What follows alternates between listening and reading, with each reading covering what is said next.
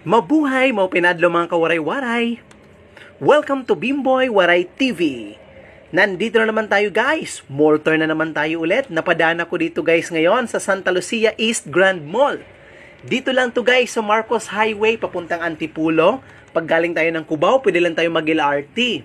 Kasi mayroon na tong bridgeway connected na sa LRT1. Hindi na kagaya dati na bababa ka doon sa Santolan. Tapos mag-jeep ka pa, ngayon hindi na. Diba guys? Tapos, corner lang din to ng Felix Avenue. Ito naman yung papuntang junction, di ba? Ang dali-dali lang puntahan itong Santa Lucia. Actually, yung Santa Lucia, isa ito sa pinakalumang mall kasi 1991 pa to nag-open.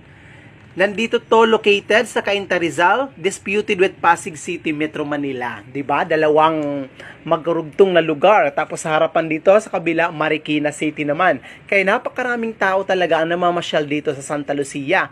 Kasi nakapaikot sa kanya, Rizal, Pasig, Marikina. Kahit mga taga Quezon City, pumupunta pa dito. Basta malapit lang papuntang Santa Lucia. Tara guys! Ang Santa Lucia, kahit lumang mall na to, may maruntong napakagandang fountain sa loob na makikita nyo dyan. Nakakatuwa talaga. Di ba guys? Pasyal na. Halina kayo. Tingnan nyo, Santa Lucia.